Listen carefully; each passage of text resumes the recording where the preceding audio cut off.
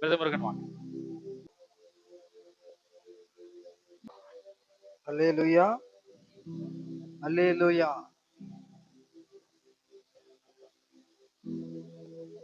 சிநேகம் அப்படின்ற ஒரு வார்த்தைய கேள்விப்பட்டிருக்கிறோமா? சிநேகம், அல்லேலூயா, அன்பு. அப்புறம் பிள்ளைங்களுக்கு எல்லாம் ஒரு மைண்ட்ல வர்றது காதல். அல்லேலூயா, அல்லேலூயா.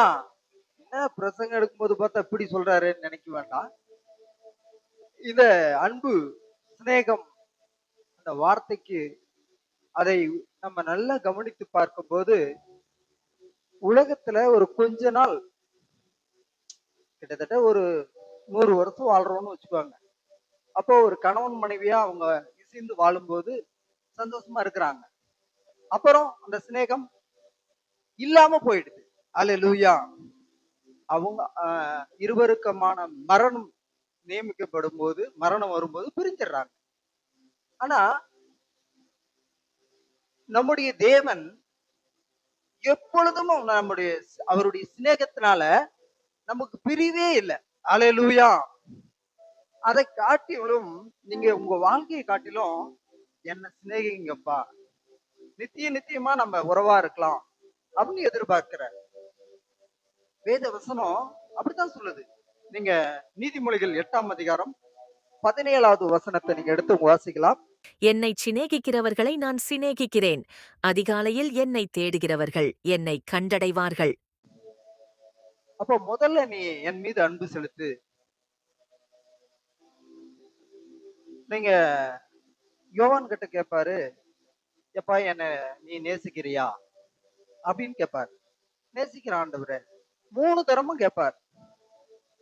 அப்ப ஏன் ஆண்டவர் ஒரு தடவை கேட்டு அது கன்ஃபார்ம் பண்ணி விட்டுறலாம் இல்ல, தொடர்ச்சியா ஏன் கேட்கிறாரு? இப்ப அந்த நிலையிலே உறுதியா இருக்கிறாரா இல்ல மாறுறாரான்னு அவர் பாக்குறாரு. அது போல என்னை சிநேகிக்கிறவர்களையே நான் சிநேகிப்பேன். முதல்ல நீ அன்பு செலுத்துனா அவர் உடனே செலுத்துவார். அல்லேலூயா. அப்போ அதை எதிர்பார்க்கிறார். சிநேகத்தை ஒரு கணவன் மனைவி மேல சிநேகம் வைப்பாங்க. ஒரு இளைஞன் ஒரு எதிர்ப்பாளர் மேல சிநேகம் வைப்பாங்க. அதெல்லாம் நிரந்தரமானது கிடையாது. அது முடிவு கிடையாது.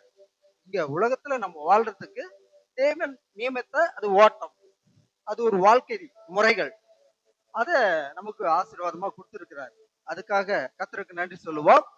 ஆனால் நித்தியமாய் மரணம் இல்லாமல் தேவனோடு சந்தோஷமாக எந்த ஒரு தேவைகளும் எந்த ஒரு குறைவும் இல்லாமல் கண்ணீர் கவலை கஷ்டம் எதுவுமே இல்லாத சந்தோஷமா அவருடைய சமூகத்துல அவரோடு கூட இருக்கிற அந்த உன்னதமான வாழ்க்கைக்கு அதுக்குதான் சொல்றாரு, என்னை சிநேகிக்கிறவர்களை நான் சிநேகிப்பேன். அல்லேலூயா. அப்புறம் அதுக்கான வழிமுறைகளும் கொடுக்கிறார். நீ அதிகாலையில் என்னை தேடுகிறவன் கண்டடைவான். அதிகாலையில். இப்போ அதிகாலை என்பது பலருக்கு பலவிதமா யோசிக்கிறாங்க. ஆனா வேத சட்டம் மாறுமா? மாறாது. அல்லேலூயா. சிலர் வாதத்துக்கு சிலர் சொல்றாங்க, சரி ரைட்டுங்க, என் சூழ்நிலை எனக்கு அப்படி சொல்றாங்க. அது நம்ம தப்பு சொல்ல வரல, அது அவங்களுடைய காரியங்கள். ஆனா ஒருவர் என்னோட வாக்குவாதம் பண்ணும்போது, இன்னைக்கு இப்போ அதிகாலை இங்க சொல்றீங்க, அமெரிக்காவுல இப்ப பகலா இருக்கே, புதுக்கமா கேக்குறாரு. அப்போ நான் சொன்னேன், நீ இங்க தான் வாழ்ற, நீ அமெரிக்காவை பத்தி ஏன் பேசுற? அல்லேலூயா. இங்க பிரசன்ட்ல நாம இருக்கணும். நமக்கு இங்க வாழ்றதுக்கு தகுதி கொடுத்திருக்கிறாரு, வாய்ப்பு கொடுத்திருக்கிறாரு. இங்க வேத வசனம் என்ன சொல்லுது? அதிகாலையில் என்னை தேடுகிறவன் கண்டடைவார். யாரெல்லாம் நம்ம அதிகாலை தேடுறோம்? அல்லேலூயா. யாரையும் நம்ம காயப்படுத்தணும் நோக்கமே கிடையாது. எல்லாரும் மனம் திரும்பி தன் வழிகளை சரிப்படுத்தி தேவனுக்கு நேராக ஓட வேண்டும் என்ற ஆசைகளை பேசிக் கொண்டிருக்கிறோம். அல்லேலூயா. வழி சங்கீதத்தை பார்த்தது போல கர்த்தருக்கு பயந்து அவருடைய வழி. அவர் என்ன சொல்லியிருக்கார்? அதிகாலை என்னை தேடுகிறவன் கண்டடைவார். அப்ப மத்த நேரத்துல தேடனா பார்க்க மாட்டாரா? அவர் சொல்லி இருக்கிறது பேசல. அதிகாலையில் முதல் மணி, முதல் கணம் அதுபோல அதிகாலையில் எழுந்த உடனே அவருடைய சமூகத்துல நீங்க விசேஷமாக ஒரு 3 மணிக்கு 3:30க்கு எழுறவங்களா இருந்துச்சுன்னு வச்சுக்கோங்க. உதாரணத்துக்கு 1 மணி நேரம் ஜெபம், பாட்டு, வேத வசனம், தியானம் எல்லாம் முடிச்சுட்டு மறுபடியும் 4 மணி நேரம் குப்புறப்படுத்து தூங்குங்க. யாரும் கேட்க போறதில்ல. அல்லேலூயா. நேரத்தை மாத்துங்க. அவருக்கான நேரத்தை கொடுத்துட்டு மறுபடியும் 10 மணி வரைக்கும் தூங்குங்க. இல்ல 8 மணி வரைக்கும் தூங்குங்க. தப்பு கிடையாது. இந்த சரீரத்தையும் நாம் பாதுகாக்க வேண்டும். ஏன்னா ஆண்டவர் இங்கதான் வாழ்றார். அவருடைய ஒவ்வொரு மனுஷனுடைய இருதயத்தில் தான் அவர் வாழ்றார். இது தேவனுடைய ஆலயம், தேவாலயம். பரம குயவனிடத்துல நம்ம அவருடைய பாத்திரத்துல இருக்கிறோம். அவர் வணைஞ்சபடி வச்சிருப்பாரு. இதுல ஆல்ட்ரேஷன் பண்ண வேண்டியது அவசியமா இருக்கிறது. இன்னைக்கு மனுஷகுமாரன் வரும்போது பூமியிலே விசுவாசத்தை காண்பாரோ அப்படின்னா நம்ம இன்னும் கவனமா நம்ம சரி பண்ண வேண்டியது ஆவிக்குரிய ஜீவிதத்துல சரி பண்ண வேண்டியது அவசியமா இருக்கிறது. இதெல்லாம் நம்ம சரி பண்ணலன்னா இன்னும் சோதனையில மாட்டிக்குவோம். அல்லேலூயா. நமக்கு தெரிஞ்சபடியே நம்ம வாழ்ந்துட்டு இருந்தோம்னா வேதத்தை தான் நம்ம வேத கண்ணாடியை பார்த்து நம்ம சரிப்படுத்திக்கணும். அதிகாலையில் வாசிங்கம்மா அந்த வசனத்தை மீண்டுமா. என்னை சிநேகிக்கிறவர்களை நான் சிநேகிக்கிறேன். அதிகாலையில் என்னை தேடுகிறவர்கள் என்னை கண்டடைவார்கள். அதிகாலையில் என்னை தேடுகிறவர்கள் ஏன் அதிகாலையில தேடணும்? அவர் யார்? இந்த கேள்வி எல்லாம் வரணும். மொத்தமா தேட சொல்லிட்டாரு. நம்பிக்கை வந்துருச்சு. ஆண்டவரை பத்தி நம்பிக்கை வந்துச்சு. ஏன் தேடணும்? நீங்களும் நானும் நல்லா இருக்கணும்னா தேடித்தான் ஆகணும். அல்லேலூயா. ஏன்னா அவர் தேவன், கடவுள். அவர் தேவன். நாம மனுஷர். என்னுடைய பலத்தினால நான் ஓட முடியாது. மனுஷனுக்கு செம்மையாய் தோன்றுகிற வழி உண்டு, அதன் முடிவோ மரண வழிகள். எனக்கு சரியான பாதை நான் ஓடிட்டு இருந்தேன்னா தேவனுக்கு பிரியம் இல்லாம இருந்துச்சுன்னா அது தப்பா போய் முடியும். ஆகையினால அதனாலதான் நான் நல்லா இருக்க வேண்டும் என்று சொன்னால் நான் தேவனை அதிகாலையில் தேட வேண்டும். அல்லேலூயா. ஏன்னா அவர் தேவன். அந்த தேவனை ஏன் நம்ம இன்னும் அதிகமா ஆழமா பார்க்கணும்னா ஏன் தேடணும்னா நீதிமொழிகள் 8:18 8ஆம் அதிகாரம் 18வது வசனத்தை வாசிங்க. ஐசுவரியமும் கனமும் நிலையான பொருளும் நீதியும் என்னிடத்தில் உண்டு. உங்களுக்கு தேவையானது என்ன வேணும்? ஒரு மனுஷன் வாழ்றதுக்கு என்ன வேணும்? பணம் வேணும், ஐஸ்வர்யமும் வேணும், கனமும் மதிப்பும் வேணும், நிலையான பொருள், ஒரு ஸ்டாண்டர்டான வீடு, நிலபுலம், இல்ல ஒரு வேலை, ஒரு ஜாப், ஏதோ ஒண்ணு நிலையானதும் வேணும். அடுத்தது வாசிங்க. நீதியும் என்னிடத்தில் உள்ளது. ஒரு மனுஷனை போட்டு பின்னாடி பேசுவாங்க, புறம் சொல்லி பேசுவாங்க. ஒரு உத்தமனா ஒரு நல்ல மனுஷனா இருந்தா அவங்க பரவாயில்லப்பான், தான் உண்டு தன் வேலை உண்டுன்னு இருப்பான் அப்படின்னு சொல்லி நல்லவிதமாவும் பேசுவாங்க. அதனால இதெல்லாம் நமக்கு தேவையோ அதெல்லாம் அவரிடத்துலதான் இருக்கு. அல்லேலூயா. அதனாலதான் நம்ம அதிகாலையில தேடணும். இந்த நாளுக்கான கிருபைகளை ஒரு நாள் பிறப்பது அறியாயே. ஒரு நாள் இப்படிதான் ஆரம்பிச்சு இப்படிதான் முடியும் நம்மள நிர்ணயிக்க முடியுமா? முடியவே முடியாது. நீங்க 10 மணிக்கு ஒரு பஸ்ல போலான்னு நிக்கிறீங்கன்னா அன்னைக்குதான் அது 10:30க்கு வரும். அல்லேலூயா. ஏன்? உங்க பிளான் குழப்பம் ஆயிடும். நாம நினைக்கிற மாதிரி நடக்க முடியாது. அல்லேலூயா. அதனால தேவனுடைய நடத்துதலுக்கு நம்ம ஜாயிண்ட் ஆயிடணும். அல்லேலூயா. கர்த்தர் என்ன நடத்துறாரோ அதுல நம்ம ஜாயின் பண்ணிக்கணும். அதனாலதான் அவர் தேவன். அந்த தேவன் எப்படிப்பட்டவர்னு சொல்லி நம்ம பார்க்கணும். அடுத்த வசனத்தை வாசிக்கலாம். என்னை சிநேகிக்கிறவர்கள் மெய்ப்பொருளை சுதந்தரிக்கும்படிக்கும் அவர்களுடைய களஞ்சியங்களை நான் நிரப்பும் படிக்கும். நீங்க அவரை என்னை சிநேகிக்கிறவர்கள் மெய்ப்பொருளை சுதந்திரிக்கும்படி அவர்களுடைய களஞ்சியங்களை நிரப்பும். அப்ப நீ நல்லா இருக்கணும்ன்றதுக்காக தான் இந்த காரியங்கள் எல்லாம் சொல்ற. நானும் நீங்களும் நல்லா இருக்க வேண்டும், சுகமாய் வாழ வேண்டும், எந்த குறையும் இல்லாம மற்றவர்களுக்கு சாட்சியாய் வாழ வேண்டும் என்றுதான் இயேசு கிறிஸ்து விரும்புகிறார். தொடர்ந்து வாசிக்கலாம். அவர்களை நீதியின் வழியிலும் நியாயபாதைகளுக்குள்ளும் நடத்துகிறேன். கர்த்தர் தமது கிரியைகளுக்கு முன் பூர்வ முதல் என்னை தமது வழியின் ஆதியாகக் கொண்டிருந்தார். பூமி உண்டாகும் முன்னும் ஆதி முதற்கொண்டும் அனாதியாய் நான் அபிஷேகம் பண்ணப்பட்டேன். பூமி உண்டாவதற்கு அப்பவே பிதாவானவர் இப்படி ஒருவர் அவதாரம் எடுத்து இந்த மனு குலத்தை மீட்க போறாருன்னு சொல்லி அப்பயே ஒரு பிளான் பண்ணி வச்சுட்டார். அந்த வசனத்தை மீண்டுமா வாசிங்க. பூமி உண்டாகும் முன்னும் ஆதி முதற்கொண்டும் அனாதியாய் நான் அபிஷேகம் பண்ணப்பட்டேன். ஃபர்ஸ்ட் இந்த பூமி உருவாவதற்கு முன்னே இந்த திட்டத்தை வச்சிருக்கிறார். அல்லேலூயா. அடுத்து வாசிங்க. நான் அவர் அருகே செல்ல பிள்ளையாயிருந்தேன். நித்தம் அவருடைய மன மகிழ்ச்சியாயிருந்து எப்பொழுதும் அவர் சமூகத்தில் களி கூர்ந்தேன். பிதாவின் செல்லப்பிள்ளை இயேசு கிறிஸ்து. அல்லேலூயா. பிதாவினுடைய செல்லப்பிள்ளை. நீ நான் யாருடைய செல்லப்பிள்ளை? இயேசு கிறிஸ்துனுடைய செல்லப்பிள்ளை. அல்லேலூயா. புரியுதுங்களா? கடலை உருவாக்கி அதுக்கு எல்லையை ஸ்தாபிக்கும் போதும் கூட இருந்தார். அது மீறி வராதபடி அதுக்கு கண்ட்ரோல் பண்ற விதத்தை மேடு பள்ளம் பூமி இந்த சமபூமியும் பாருங்க. ஒரு மண்ணு இந்த பூமியை ஒரு தாவு கருப்பா இருக்கு, ஒரு தாவு செம்மண்ணா இருக்கு, ஒரு தாவு நொரம்பா இருக்கு. எப்படி? ஒரே பூமி தான். அந்த மாதிரி அதெல்லாம் உருவாக்கும் முன்னே அவர் கூட இருந்தார். அல்லேலூயா. மண்ணை உருவாக்கும் போதும் கூட இருந்தார். அதனாலதான் இதெல்லாம் அந்த பிளான் இந்த பூமி உருவாவதற்கு முன்னே திட்டமிட்டு இருந்தார். அல்லேலூயா. பிதாவின் திட்டமாய் இருந்தது. ஆகையினால கூடவே இருந்த அவர் அவருடைய செல்ல பிள்ளையாய் இருந்தார். இயேசு கிறிஸ்து பிதாவினுடைய செல்ல பிள்ளை, நான் இயேசுவின் செல்ல பிள்ளை. அல்லேலூயா. தைரியமா சொல்லுங்க. அல்லேலூயா. நான் இயேசுவின் செல்ல பிள்ளை. நான் இயேசுவின் செல்ல பிள்ளை. நான் எதுக்கும் பயப்பட மாட்டேன். கர்த்தர் நடத்துவார். அல்லேலூயா. அதனால நாம யாருன்னு தெரிஞ்சுக்கணும். அப்போ நமக்கு தைரியம் தானா வரும். உருண்டு பிறண்டுலாம் இருக்க மாட்டோம். நிச்சயமா பிறள மாட்டோம். தடம் புரள மாட்டோம். நமக்கு நம்பிக்கை உண்டு. நான் ராஜா விட்டு கண்ணுக்குட்டி. அல்லேலூயா. நான் ராஜாவின் வாரிசு. என்ன சொல்றது? பயப்படுறீங்களா? பயப்படாதீங்க. சங்கீதத்துல பார்த்தோம் இல்லையா? இந்த சரீரத்தை மட்டும்தான் அங்க கொல்ல முடியும், ஆத்மாவை என் அப்பனுக்கு சொந்தமானது. அல்லேலூயா. ஒன்னும் பயப்பட தேவையில்ல. மரணம் என்பது ஒரு மனுஷனுக்கு வந்தே தீரும். சாவு கண்டு மனுஷனுக்கு மரணம் என்பதுதான் அடுத்த வாழ்வு.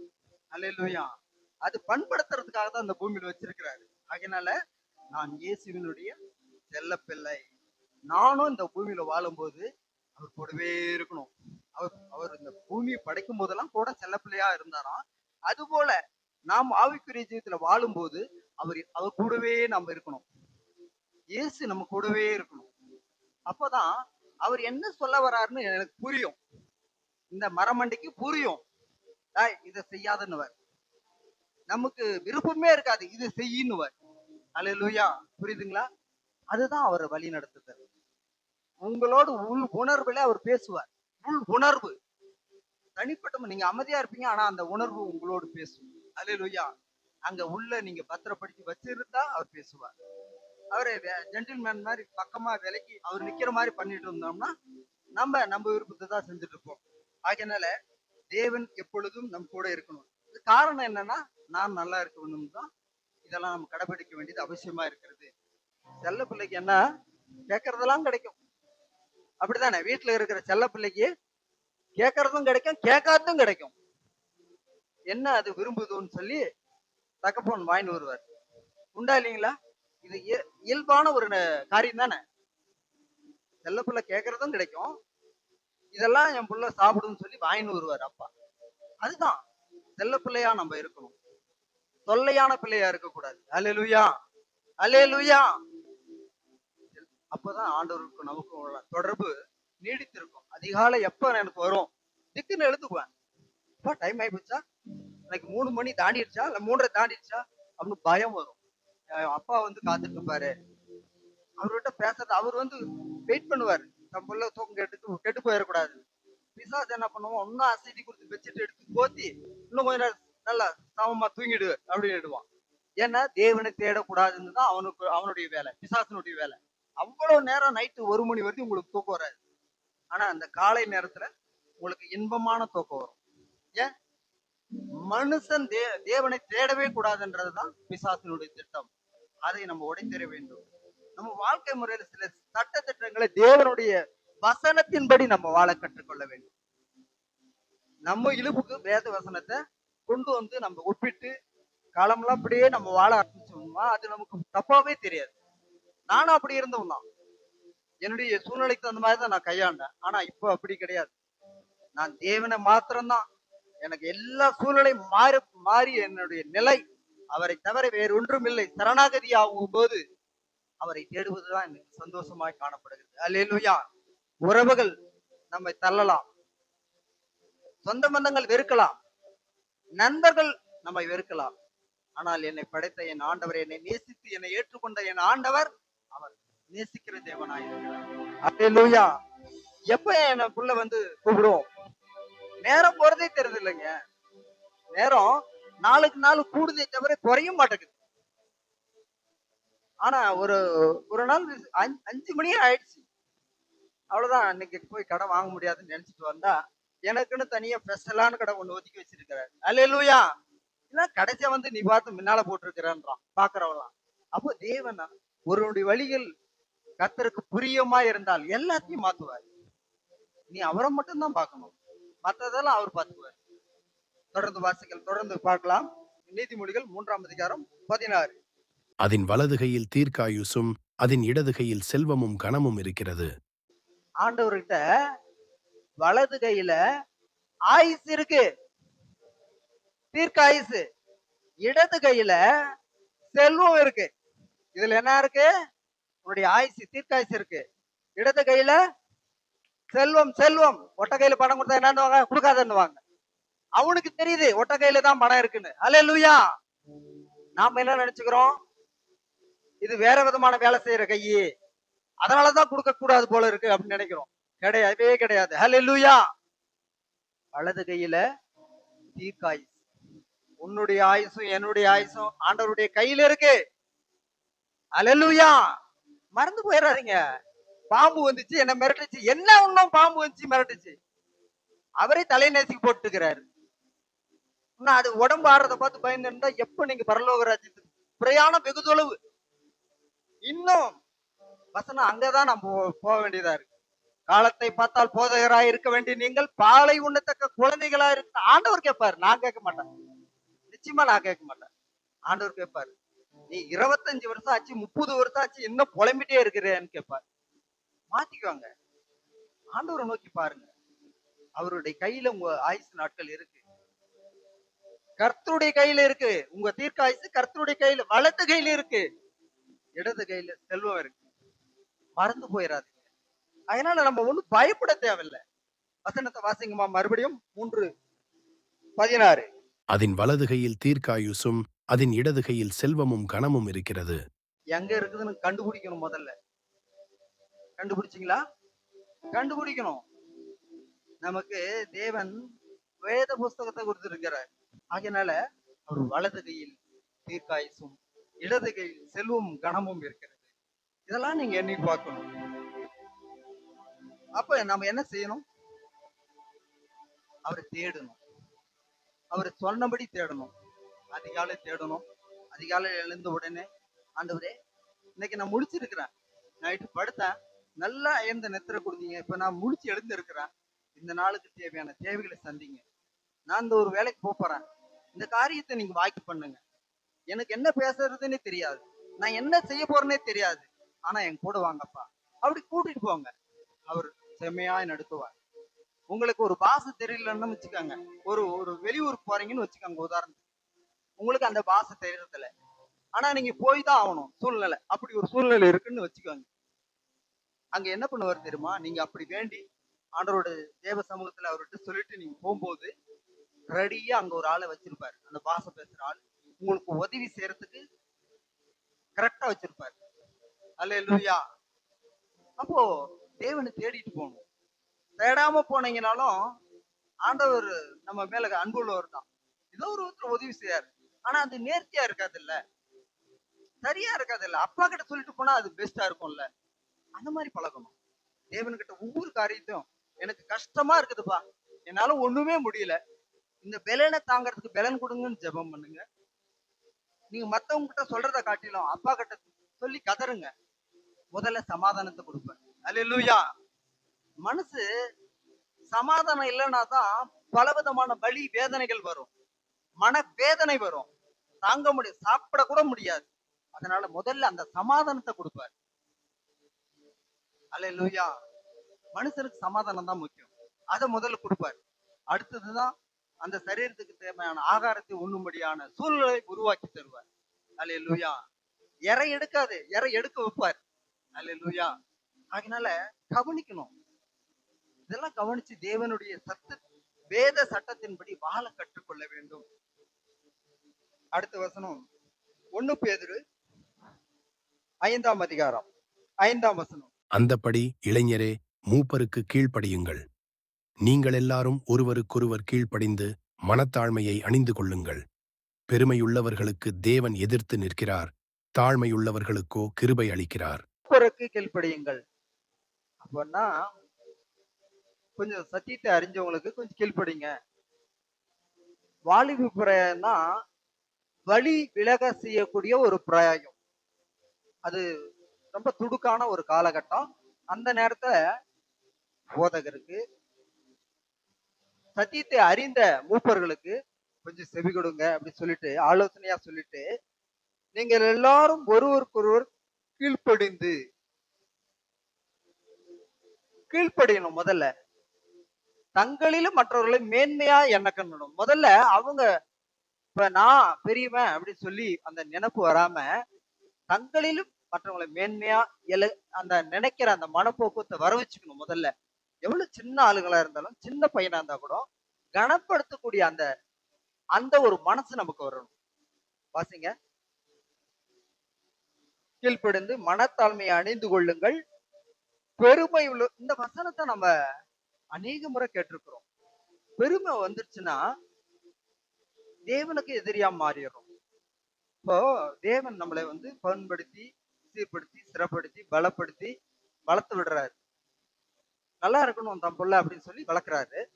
அப்போ அங்க பிசாசுக்கு வந்த அதே எண்ணம் எனக்குள்ள ஒரு பெருமை வருதுன்னு வச்சுக்காங்க. அப்போ தேவனுக்கும் நமக்கும் உள்ள தொடர்பு கட்டாயிடும். அல்லேலூயா. தேவனுக்கு நமக்கும் உள்ள தொடர்பு கட்டாயிரும். தேவன் எதிர்த்து நிற்பார். அப்போ எதிர்த்து நிறுத்தா நம்ம செயல்பட முடியுமா? முடியவே முடியாது. தேவனுக்கு எதிர்த்து நின்று மனுஷனுக்கு எதிர்த்து நின்னாலே நம்ம கஷ்டப்படுறோம். கடவுளுக்கு எதிர்த்து நின்னா நிச்சயமா கஷ்டம். பெருமை உள்ளவர்களுக்கு தேவன் எதிர்த்து நிற்கிறார், தாழ்மை உள்ளவர்களுக்கோ கிருபை அளிக்கிறார். அப்ப தாழ்மையின் கவசத்தை தெரித்துக் கொள்ள வேண்டும். எந்த ஒரு மேன்மையான நானே செயல்பட்டு அந்த காரியம் என்னாலதான் செய்து இருந்தாலும் கூட அதை தாழ்த்தக்கூடிய மனப்போக்கு வரணும். அதை என் தேவன் எனக்கு செய்தார் அப்படின்ற சொல்லக்கூடிய மனசு வேணும். அல்லேலூயா. தன்னை தாழ்த்துகிறவன் உயர்த்தப்படுவான். ஆகையால் ஏற்ற காலத்திலே தேவன் உங்களை உயர்த்தும்படிக்கு அவருடைய பலத்த கைக்குள் அடங்கியிருங்கள். அதுக்கு ஒரு காலம் வரும். நான் ரொம்ப நாளா ஜெபம் பண்றேங்க, என் சூழ்நிலை மாறவே மாட்டேங்குது, தீராத தொல்லையா இருக்கு அப்படின்னு சொன்னா நாம தான் முதல்ல மனம் திரும்பணும். ஆண்டவரோடு தொடர்பில் இருந்தா அதை ஏன் அவர் டிலே பண்றாரு, ஏன் லேட் பண்றாருன்னு உங்களுக்கு தெரிய வரும். அதனால நீங்க கேட்ட உடனே கொடுத்தா வேற விதமான பிரச்சனை வரும்னு சொல்லிதான் அவர் டிலே பண்ணுவார். அது ஏதாவது ஒரு காரணம் இருக்கும்.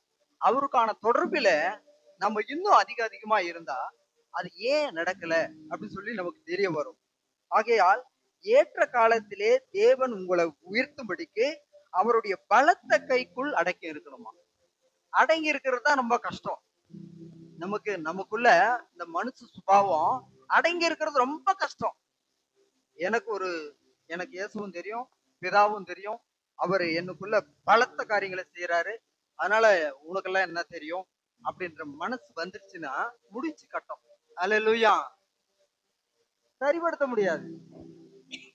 பாடிடுறோம், குயவனே குயவனே நீ விரும்புற வண்ணமா என்னை வணைந்து கொள்ளும் பாட்டு மட்டும் பாடுறோம். ஆனா அந்த மண் என்னை ஜாடியா பண்ணு, தட்டியா பண்ணு, இல்ல தட்டா பண்ணுன்னு சொல்லுமா? சொல்லாது. மண்ணுல சின்ன கல் இருந்தா கூட அந்த குயவன் என்ன பண்ணுவான், பொத்துன்னு அந்த சேத்துல தான் போடுவான். அப்புறம் அழகா பாத்திரம் வரும்போது பளபளப்பா நல்ல சட்டியா இருக்குது, என்ன விலைன்னு கேட்டு வாங்கிட்டு போவோம் நாமளே. ஆனா அதுக்கு முன்ன அது அடிபடுறது, மிதப்படுறது அந்த மண்ணுக்கு தான் தெரியும்.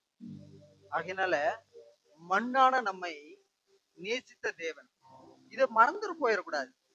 எப்பவுமே அவர் கண்ட்ரோலுக்குள்ளே இருக்கணும். அதுக்கு என்ன தேவைன்னா அவருடைய பரிசுத்த ஆவி தேவை. எப்பொழுதும் அந்த நிதானம் பண்றதுக்கு அந்த பரிசுத்த ஆவியானவர் தேவை. அதனால அந்த பரிசுத்த ஆவியானவர் தேடி பார்த்தலாமா? 656.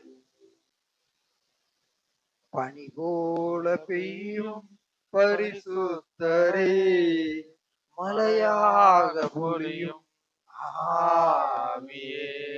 பனி போல பெய்யும் பரிசுத்தரே, மலையாக பொழியும் ஆவியே.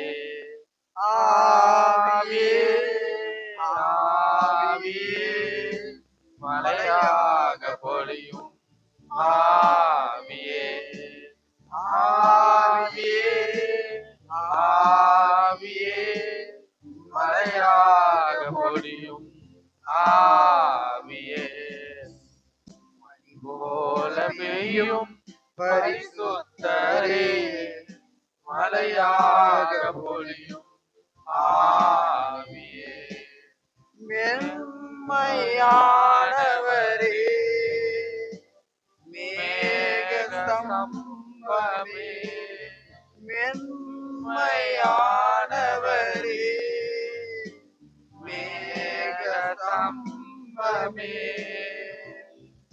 ஊற்று தண்ணீர் ஜீவநதி, ஊற்று தண்ணீர் ஜீவநதி, ஆனந்த தைலமே, ஆனந்த தைலமே.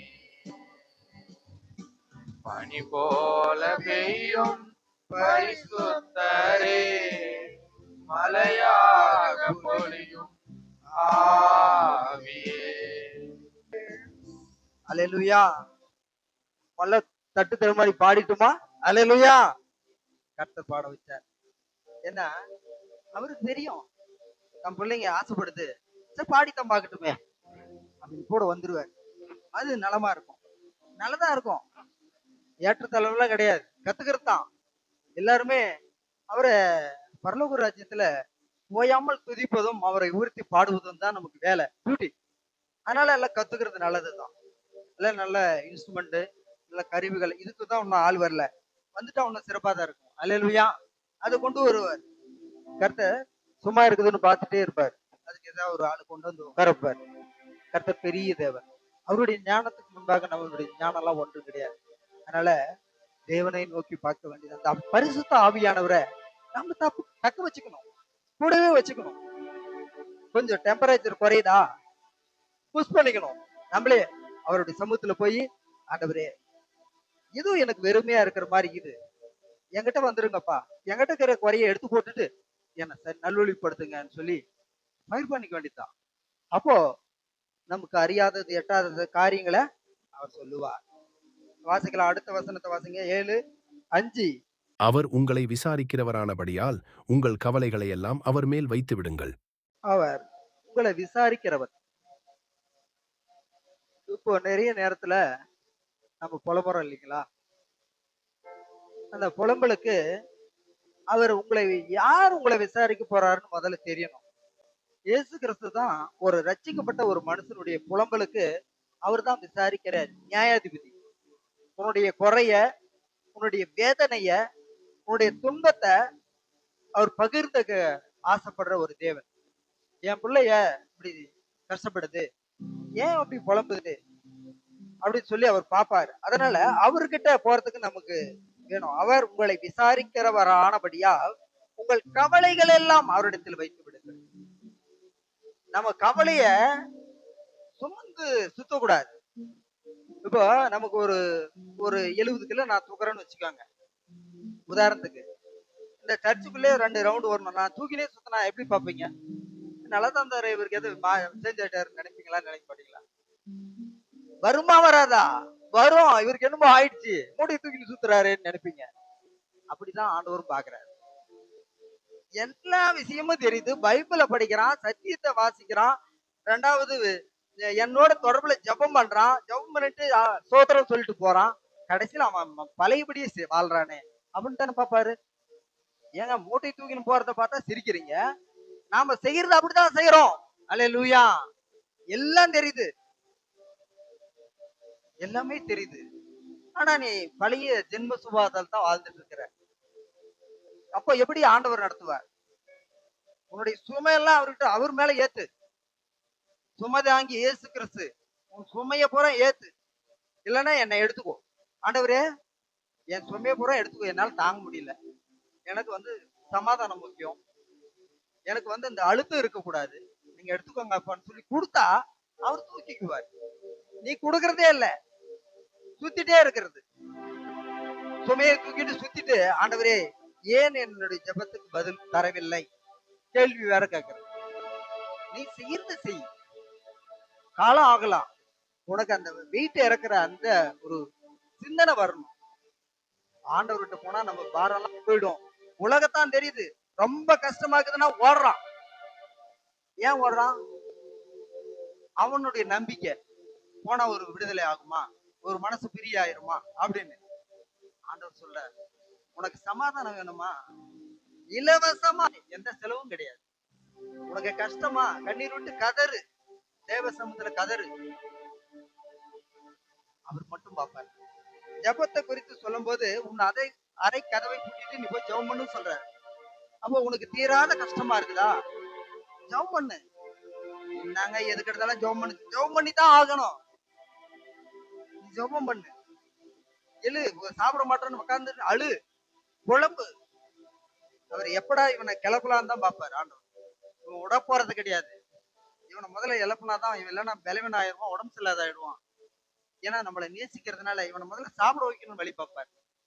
அல்லேலூயா. அந்த மாதிரி நீங்க செல்ல பிள்ளைன்னா என்ன தொந்தரவு பண்ணணும். ராஜாவின் செல்ல பிள்ளை தொந்தரவு பண்ணி அவரை செயல்பட வைக்கணும். அந்த அளவு நமக்கு தெரியணும். இப்படி எல்லாம் பிள்ளைங்க எப்படி எல்லாம் பாவலா பண்ணி அந்த தகப்பங்கிட்ட வாங்கணும் தெரியுங்களா? அதெல்லாம் உங்களுக்கு தெரியாத ஒண்ணும் கிடையாது. நீங்க எல்லாம் பார்த்ததுதான். அது போல ஆண்டவர் இடத்திலும் உங்களுடைய பாரத்தை இறக்கி வச்சுட்டு அவர் நன்மை செய்கிறத நம் கண்கூடா பார்க்க முடியும். அடுத்து வாசிக்கலாம். தெளிந்த புத்தியுள்ளவர்களாயிருங்கள், விழித்திருங்கள். ஏனெனில் உங்கள் எதிராளியாகிய பிசாசானவன் கெர்ச்சிக்கிற சிங்கம்பையால் எவனை விழுங்கலாமோ என்று வகை தேடிச் சுற்றித் திரிகிறான். தெளிந்த புத்தி. இந்த தெளிந்த புத்தி இல்லைன்னா மாட்டிக்குவோம்.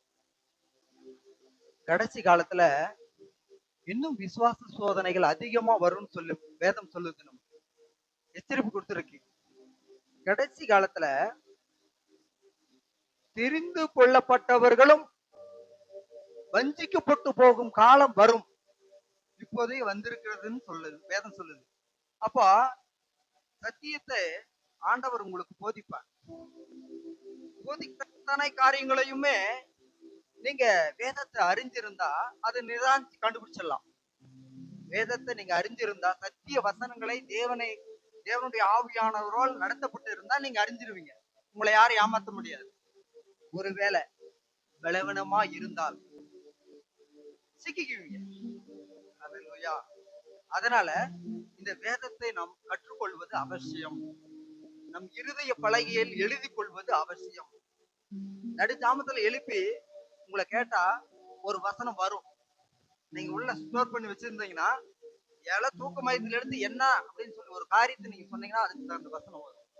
அந்த அளவிலே தேவனுடைய ஆவியானவரால் நடத்தப்பட்டால் உங்களுக்குள்ள ஸ்டோரேஜ் அதிகமா பதிஞ்சுட்டே இருக்கும். அப்பதான் உங்களுக்கு வருகிற சோதனை அந்த வசனம் உங்களை பலப்படுத்தும். அல்லேலூயா. அது பேசும். பயப்படுறியா? நீ பயப்படாதன்னு சொல்லும். அப்ப உங்ககிட்ட இருந்தாதான். இல்லைன்னா நீ இரவல தான் தேடணும். அவங்கள பார்க்கலாமா, அவங்க நம்பரை வாங்கலாமா.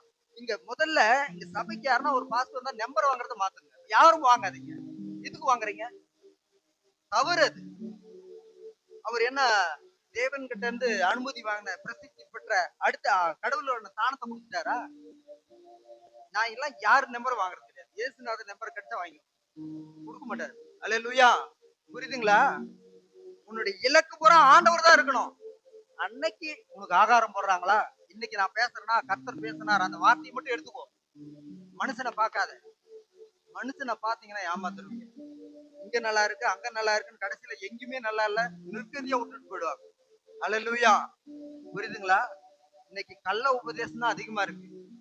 கடவுள் என்ன நம்மலாம் பாக்கியம் பெற்றவங்க தான் சொல்லணும். எந்த ஒரு சேதாரம் இல்லாம எவ்வளவு பிரச்சனை வந்தாலும் நம்ம தக்க வச்சு எங்க நமக்கு சத்தியத்தை ஆண்டவர் கொடுத்துட்டு இருக்கிறார். அநேகர் நிக்கிறேன்னு சொன்னவங்களாம் போயிட்டாங்க. ஆனா நம்ம நிக்கிறோம் கர்த்தருடைய கிருபையினால. அல்லேலூயா. அதனால யாரையும் ஒரு நாள் ஒரு போதகரை பார்த்தா அடுத்த நாள் வேற விதமா தெரியும். அல்லேலூயா. ஏன்னு சொல்றோம்னா அவங்கள உள்ள பார்க்கும்போது ஒரு ஒரு மனுஷனை நிதானிக்கும் போது நம்மளாம் பெரிய சூப்பர்மேன் எல்லாம் கிடையாது. நம்ம சராசரி ஒரு மனுஷனா இருந்தா முகமுகமா பார்க்கணும். அல்லேலூயா. தேவனுடைய மனுஷனுடைய முகத்தை பார்க்கிறதுக்கு யார் அஞ்சுவா? யார் அஞ்சுவா சொல்லுங்க. ஒரு ஊழியக்காரர் வராருன்னு வச்சுக்க, சராசரி அந்த பாப்பா மூஞ்சி பார்க்க முடியல என்ன அர்த்தம்? இந்த குழந்தை முகத்துல அவர் நேரா முகமா பார்க்க முடியலன்னு வச்சுக்கோ, அவர்கிட்ட ஏதோ கோளா இருக்குதுன்னு அர்த்தம். அல்லேலூயா. ஏன்? தேவனுடைய ஆவியானவர் ஒரு மனுஷனுக்குள்ள இருந்தா அவனுடைய முகத்தை தேவனுடைய ஆவியினால் நடத்தப்படாத ஒரு மனுஷன் கூர்ந்து பார்க்க முடியாது. இதுதான் அடையாளம். அல்லேலூயா.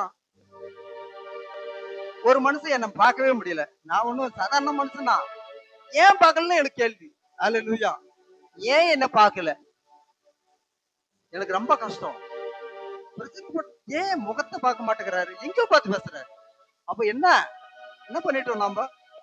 நம்ம இங்க இருக்கிற அத்தனை பேர் முகத்தும் பார்க்க முடியுது, அவர் முகத்தை ஏன் பார்க்க முடியல? ஒன்னா அவருக்குள்ள கோளாறு இருக்கணும், இல்லைன்னா என்கிட்ட கோளாறு இருக்கணும். இது ஆண்டவர் சொல்லணுமா இல்லையா? அடுத்த வாரமே கன்ஃபார்ம் ஆயிடுச்சு, தாறுமாறு, அது வேற மாதிரி. அதனால இதெல்லாம் வேண்டாம். நல்ல எங்க நம்ம இருக்கிறோமோ அந்த இடத்துல தெய்வத்தை நோக்கி பார்க்கணும். எந்த ஒருத்தரை பொறுத்து ஒருத்தர் வசனம், அடுத்த வசனத்தை வாசிங்க. அடுத்த வசனத்தை வாசிங்கம்மா. விசுவாசத்தில் உறுதியாயிருந்து அவனுக்கு எதிர்த்து நில்லுங்கள். உலகத்திலுள்ள உங்கள் சகோதரரிடத்திலே அப்படிப்பட்ட பாடுகள் நிறைவேறி வருகிறதென்று அறிந்திருக்கிறீர்களே. யாரு? இயேசு கிறிஸ்து. ஒரு மனுஷனை சரி பண்றது இயேசு கிறிஸ்தால் தான் முடியும். என்னால உன்னால முடியவே முடியாது. நம்ம ஒரு வேலைக்காரர்கள். இன்னைக்கு இத போய் நீ கத்து. ஒரு விஷயத்த நல்லா புரிஞ்சுக்காங்க. கர்த்தர் பேச ஆரம்பிச்சுட்டா கழுத கூட பேசும். அல்லேலூயா. புரியுதுங்களா? வேதத்தை அறிஞ்சிருக்கிறீங்களா? அது அடி வாங்கியாவது ஏன் என்ன அடிக்கிறேன்னு கேட்கும். உண்டா இல்லைங்களா? அது போல பேசுறவங்களாம் முக்கியம் கிடையாது. இந்த வாயில பேச வைக்கிறாரு அவர் தான் சூப்பர்மேன். அல்லேலூயா. ஒரு மூடனா இருந்தா என்ன, ஒரு ஒண்ணுமே தெரியாத மனுஷனா இருந்தாலும் கர்த்தர் பேச நினைச்சா தடைபடாது. அல்லேலூயா. அவர் ஜனங்களுக்கு கொடுத்துட்டே இருப்பார், டெலிவரி ஆயிட்டே இருக்கும். அது எங்கிருந்து வரும்? மேல இருந்து சேட்டலைட்ல, பரலோகத்துல இருந்து தேவன் கொடுப்பார். மனுஷன்லாம் நான் சிறப்பா நான் பிள்ளைகளுக்கு கொடுத்துடணும் அப்படின்னு நினைச்சா நடக்காது. தேவன் நினைச்சா மட்டும்தான் நடக்கும். இன்னைக்கு யாருக்கு என்னென்ன பிரச்சனை அப்படின்னு அவருக்கு தெரியும், அப்பாவுக்கு தெரியும். அதனால அதனுடைய காரியங்களை அவர் கொடுப்பார். அல்லேலூயா. அதனால நம்மை சீர்படுத்துகிறது தேவன். நமக்கு எங்க தீர்வு கிடைக்கணும் தெரிஞ்சுக்கணும். அதுல நம்ம உறுதியா இருக்கணும். சும்மா புலம்பிட்டு இருக்க கூடாது. வேத வசனத்தை அறிந்தவங்க நிச்சயமா புலம்ப கூடாது. தேவ சம்பத்துல புலம்புங்க. அண்ணால் அப்படிதான் போய் தன் கண்ணீரோட அவ அழுதா. அந்த கண்ணீர் அவ அந்த அழுற அந்த துக்கப்படுற காரியத்தை பார்த்து ஒரு ஊழியக்காரனே ஏன் குடிச்சிருக்கிறேன்னு கேக்குறான். அப்ப அந்த ஊழியக்காரனுடைய நிலைமை பாருங்க. அந்த அம்மா அழுதா இல்ல மதுபானத்துல இருக்கா அப்படின்ற அந்த தடுமாட்டம் வருது பாத்தீங்களா? ஆனா அவள் தேவ சமூகத்துல அவள் கண்ணீர் கேட்கப்பட்டது, பதில் கிடைச்சிச்சு. அது போல உங்களுக்கு வருகிற சோதனையான காரியங்களை தேவ சமூகத்துல கொட்டுங்கள். உங்க பாரத்தெல்லாம் அங்க இறக்கி வைங்க. அப்போ கர்த்தர் நம்மளை சரிப்படுத்துவார். இன்னொரு வசனத்தை வாசிச்சிடலாம். யாக்கோபு 4ஆம் அதிகாரம் 11-12. சகோதரரே, ஒருவருக்கொருவர் விரோதமாய் பேசாதிருங்கள். சகோதரனுக்கு விரோதமாய் பேசி தன் சகோதரனை குற்றப்படுத்துகிறவன் நியாயப்பிரமாணத்திற்கு விரோதமாய் பேசி நியாயப்பிரமாணத்தை குற்றப்படுத்துகிறான். நியாயப்பிரமாணத்தை குற்றப்படுத்துவாயானால் நீ நியாயப்பிரமாணத்தின்படி செய்கிறவனாயிராமல் அதற்கு நியாயாதிபதியாயிருப்பாய். தீர்ப்பு வந்துரும். நீ குறை சொன்னியா, நீ குறை சொல்லிட்டு இருந்தேனா, நீ குற்றவாளின்ற தீர்ப்பு வந்துரும். யார்கிட்ட இருந்து? தேவன் கிட்ட இருந்து. ஆண்டவருக்கு கிட்ட இருந்து நம்ம குறித்து ஒரு மதிப்பு, ஒரு வார்த்தை வந்துருச்சுன்னா பாதிப்பு நமக்கு தான். அதனால நீ மற்றவனை குற்றவாளியா தீர்க்கறதுக்கு நீ யார் கேள்விக்குறி வந்து நிக்கும். அதனால நம்ம யாரும் நியாயம் தீர்க்க கூடாது. ஆனா காரியங்களை கவனித்து நம்ம சுட்டி காட்ட வேண்டியது அவசியம். இதுல ஒரு விஷயம் பாருங்க, இது நான் சொல்லிதான் ஆகணும். இப்போ ஐயா வந்து தாய் உள்ளத்தோடு ஆண்டவருடைய வார்த்தை கொடுப்பார். அது அவருடைய அழைப்பு. என்னுடைய அழைப்பு என்ன தெரியுமா? கண்டித்து சொல்ல வேண்டிய பொறுப்பு என்கிட்ட இருக்கு. அல்லேலூயா. வேதத்தின்படி உள்ளது உள்ளதுன்னு சொல்லிட்டு போயிடுவேன். என்ன இவர் திட்டுறாருன்னு நினைச்சா கூட நான் கவலைப்பட மாட்டேன். ஆனா அவருடைய காரியம் அப்படி இல்ல. இல்ல, தாய் உள்ளத்தோட அரவணைச்சு கொண்டு போகணும். அவருடைய பொறுப்பு. அவர் அப்படித்தான் செஞ்சாகணும். நான் அப்படி கிடையாது. வெட்டு 1 துண்டு 2 அப்படி இருக்கிறத வசனத்தின்படி போயிட்டு வந்துருவேன். அதை பத்தி நான் கவலைப்பட மாட்டேன். அப்படித்தான் செய்ய சொல்லி இருக்காரு. நான் வேற விதமா யோசனை பண்ணா என்னை விட மாட்டேங்கிறார். அல்லேலூயா. நீ இதை சொல்லுன்னு தான் சொல்லுவார். நானும் முயற்சி பண்ணி எல்லாம் எதுவும் நினைச்சுக்குவாங்களா அப்படின்னு என்ன நினைக்க மாட்டாங்க. அவங்களை சரிபடுறதை தான் பேச சொல்ற, பேசுறியா இல்லையான்னு. அப்போ தேவனுடைய வார்த்தை கேட்கணுமா, மனுஷனுடைய வார்த்தை கேட்கணுமா? தேவனுடைய வார்த்தை கேட்கணும். அல்லேலூயா. நான் நல்லா இருக்கணும்னு எனக்கும் சுயநலம் தான். அவருடைய வார்த்தை கேட்டு போனா எனக்கு பிரச்சனை இல்லை. இல்லைன்னா நான் மாத்தி யோசனை பண்ணாக்கல எனக்கு பிரச்சனை. நானும் என்ன கவனமா பார்க்க வேண்டிய அவசியமா இருக்கிறது. ஆகையினால மற்றவங்களை தயவு செஞ்சு குற்றவாளியா நீங்க சொல்லாதீங்க. தப்பே செஞ்சதுனால நீங்க அதை பத்தி தீர்ப்புலாம் கொடுக்காதீங்க. தீர்ப்பு கொடுக்கிறவர் அவர் பாத்துக்குவாரு. இப்படி இருக்கு சூழ்நிலை, ஆண்டவரே எனக்கு தெரிய வருது, இதை நீங்க சரி பண்ணுங்க அப்படின்னு ஜெபம் பண்ணி விட்டுட்டு போயிட்டே இருங்க. நம்மளை கரைப்படுத்தி கூடாது. பரிசுத்தமாகறோம், இன்னும் பரிசுத்தமா தான் ஆகணும். நம்மளை சுத்தம் பண்ணிட்டு போயிட்டே இருக்கணும். மீண்டும் இன்னொரு வசனம் வாசிக்கிறோம். 1 யோவான் 3ஆம் அதிகாரம் 8, 9. பாவம் செய்கிறவன் பிசாசினால் உண்டாயிருக்கிறான். ஏனெனில் பிசாசானவன் ஆதி முதல் பாவம் செய்கிறான். பிசாசினுடைய கிரியைகளை அழிக்கும்படிக்கே தேவனுடைய குமாரன் வெளிப்பட்டார். வசனம் எப்படி இருக்கு பாருங்க. பாவம் செய்கிறவன் பிசாசினால் உண்டாயிருக்கிறான். பாவம் யாருக்கு உரியது? பிசாசுக்குரியது. பரிசுத்தம் யாருக்குரியது? தேவனுக்குரியது. அப்ப பாவம் செய்கிறவன் பிசாசினால் உண்டாயிருக்கிறான். ஆதி முதல் அவன் பாவம் செய்யறான். அவனுடைய கேரக்டரே அப்படிதான் இருக்கும். அவனுடைய குணநலமே அப்படிதான் இருக்கும். வாசிங்க அடுத்தது. தேவனால் பிறந்த எவனும் பாவம் செய்யான், ஏனெனில் அவருடைய வித்து அவனுக்குள் தரித்திருக்கிறது. அவன் தேவனால் பிறந்தபடியினால் பாவம் செய்ய மாட்டான். தேவன் எப்படி வெளிப்பட்டாரு? பாவத்தின் அந்த பாவக்கரைகளை, பாவத்தை போக்க வந்த பரிசுத்தர். அது பாவ நிவாரணம், அதுக்கு வழியா வந்தார். அந்த பாவத்தை முடிச்சு கட்டுறதுக்கு வந்தார். புரியுதுங்களா? எவ்வளவு நம்பிக்கை பாருங்க. நம்மளை நம்பி தேவனால் பிறந்த யார் பாவமே செய்ய மாட்டாங்க. நம்ம யாருடைய ஆளுங்கன்னு இப்ப தெரியும். என்ன சொன்னோம்? தட்டு தடுமாடி சொன்னோம். ராஜா விட்டு கண்ணுக்குட்டி, நான் இயேசுனுடைய செல்லப்பிள்ளைன்னு சொல்லிட்டோம். அப்ப அவரு சொல்றாரு, என்னால் பிறக்கப்பட்டவன் பாவம் செய்ய மாட்டான். புரியுதா? நம்ம பாவம் செய்யறோம்னா யோசனை பண்ணி பார்க்கணும். பாவம் நமக்குள்ள வந்துச்சுன்னா, நான் எங்கேயோ வழி விலகிட்டேன், எங்கேயோ பிரச்சனை இருக்கு அப்படின்னு கவனிச்சு சத்திய ஓட்டத்துக்கு, வேதத்தின்படி வாழுகிற ஆவிக்குரிய ஓட்டத்துக்கு வந்து ஜாயின் பண்ணிக்கணும். இன்னொரு வசனத்தை வாசிச்சிடலாம் கடைசியாக.